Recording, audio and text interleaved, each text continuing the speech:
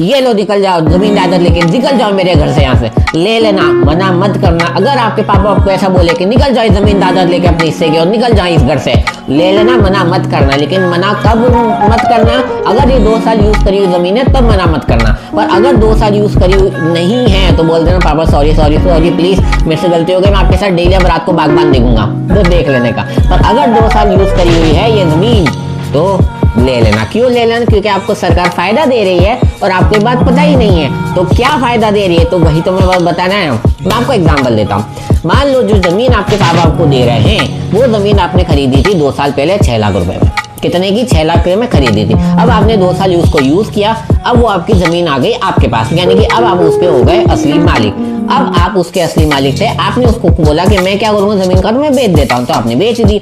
मान लो 6 लाख की खरीदी थी और अब आप 10 लाख में बेच रहे हो, तो 10 में से 6 गया, कितना बचा? 4 लाख। अब आप ये सब जानते हो कि सरकार हमेशा जब भी आप कोई फायदा करते हो तो उसके ऊपर टैक्स मांगेगी। तो 10 में से 6 गए तो 4 लाख का टैक्स। लेकिन रुको रुको रुको रुको रुको, यहाँ पर बात सबसे मेन तो यही बात अटकती है। 4 लाख का अगर आपको यहाँ पर गेन हुआ है, अब सुन लेना। अब मान लो आपने विदिन 2 ईयर्स, यानी कि जब आपने वो जमीन बेची तो विदिन 2 ईयर 2 साल के अंदर अंदर आपने एक और चीज खरीद ली, एक और जमीन खरीद ली। कौन सी जमीन खरीदी? मान लो 5 लाख की आपने जमीन खरीदी, तो 5 लाख और 4 lakh which ever is lower, 4 lakh का आपको फायदा हुआ। कैसे कैसे कैसे? तो वही तो मैं बताने वाला हूँ। अब मान लो वो जो दूसरी जमीन आपने 5 लाख में खरीदी, अब आप उसको 10 लाख में बेच रहे हो, तो अब आप सोचोगे यार 10 लाख के ऊपर टैक्स पे करूंगा तो ज्यादा टैक्स नहीं आ जाएगा?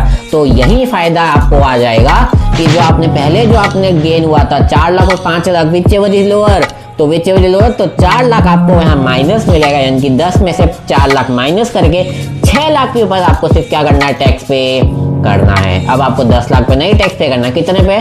सिर्फ और सिर्फ कितना? 6 लाख पे टैक्स पे करना पड़ेगा। तो सरकार आपको फायदा तभी देती है, 2 बातें, कि जब आपने जो पहली जमीन आप बेच रहे हो उसको आपने मिनिमम 2 साल यूज किया होना चाहिए, और आप जब दूसरी जमीन खरीद रहे हो तो उसमें विदिन 2 ईयर्स आपको वो जमीन खरीद लेनी। 2 साल का गैप है कि जब आप वो जमीन बेच रहे हो तो 2 साल आप कम से कम यूज करो, और जब आप दूसरी जमीन खरीदो तो 2 साल के अंदर अंदर आपको क्या कर लेना है? नई जमीन खरीद लेनी है। तो गेन और इन्वेस्टमेंट विचेवर इज लोअर, तो आपको फायदा मिल जाएगा। तो 10 लाख में बेचोगे तो आपको 10 लाख पे टैक्स नहीं पे करना है, सिर्फ 6 लाख पे करना है। क्यों? क्योंकि 4 लाख और 5 लाख विचेवर इज लोअर का फायदा आपको मिल गया। सरकार इतना बड़ा फायदा दे रही है और आपको बात पता ही नहीं है। तो अगर ऐसे कंटेंट आप चाहते हो तो तब के लिए इसको सब्सक्राइब करो यार, कंटेंट ऐसी आपके में लाता रहूंगा। तब तक के लिए स्टडी एंड बी हैप्पी।